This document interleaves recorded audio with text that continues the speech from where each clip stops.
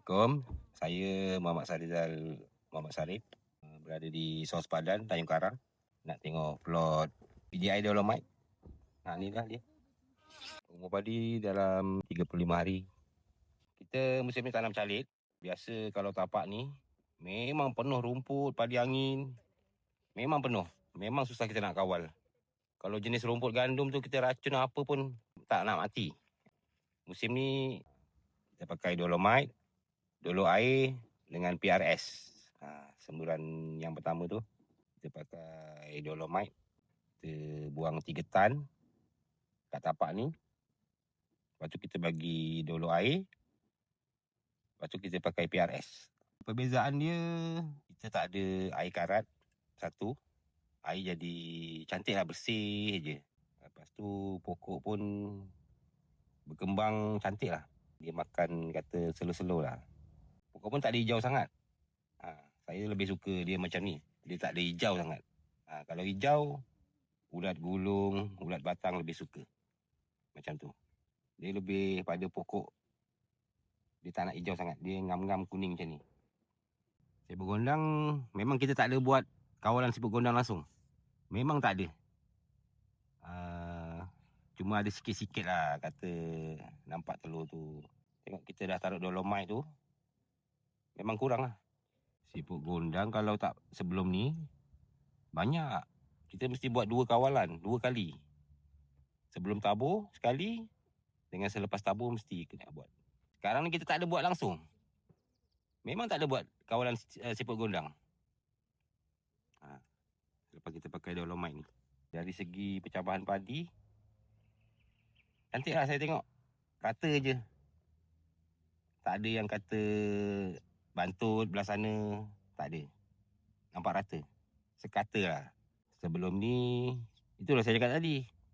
Naik padi angin, rumput. Kita buat kawalan pun tak mau mati. Susah dia nak mati.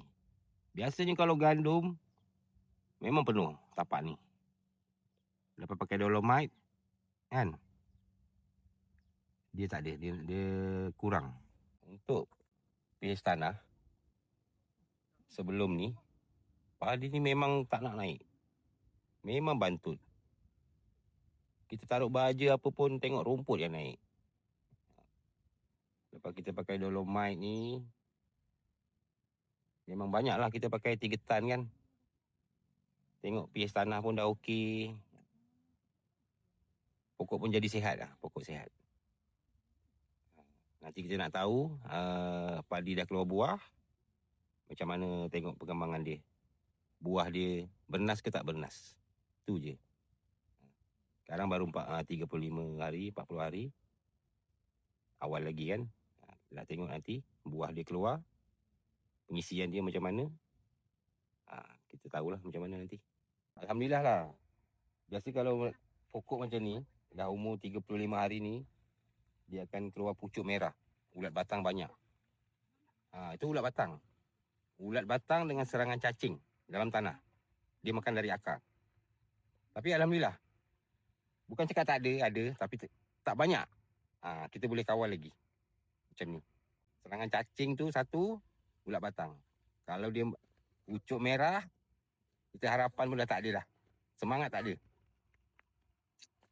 Kalau macam ni, nampaklah Alhamdulillah lah. Okey lah. Kita semangat. Okey. Kita jumpa lagi dalam masa 2 minggu. Kita tengok macam mana perkembangan pokok ni. Apa ni bendang yang tadi tu, pembajaan awal tak pakai urea? Tak ada. Kita memang tak pakai urea. Plot tu memang tak pakai urea. Kita campuran je. Untuk awal kita memang tak ada urea. Memang sebiji pun tak ada turun baja urea. Sebelum tu? Kalau sebelum ni memang kita turun urea. Selepas daripada penggunaan baja tu, baja kedua tu pakai baja compound juga? Ya betul. Pembajaan tu sama ke atau ada pengurangan baja? Ada kurang. Memang kita tak ada banyak sangat. Yang pertama kita bagi campuran 10 beg. Lepas tu yang kedua ni kita pakai 6 beg je. Campuran 6 beg je. Sebelum kita hentam 10 je. 10, urea lagi 5. Biasa macam tu. Memang kita lebihkan baja. Musim ni baru 16 beg. Mula-mula turun 10 beg. sekali awal. Lepas tu yang kedua ni kita turun 6 beg ring. Anda kata sama ke, ada kurang ke? Racun tetap sama. Racun tetap sama. Racun tetap sama. Maksudnya SOP masih kekalkan racun ni lah. Tapi serangan tu kita boleh kawal tahap. Kita boleh kawal lagi. Maksudnya tak nampak serangan yang macam biasa. Tiap-tiap musim yang lepas, serangan awal kita sembuh pun tak mau pulih.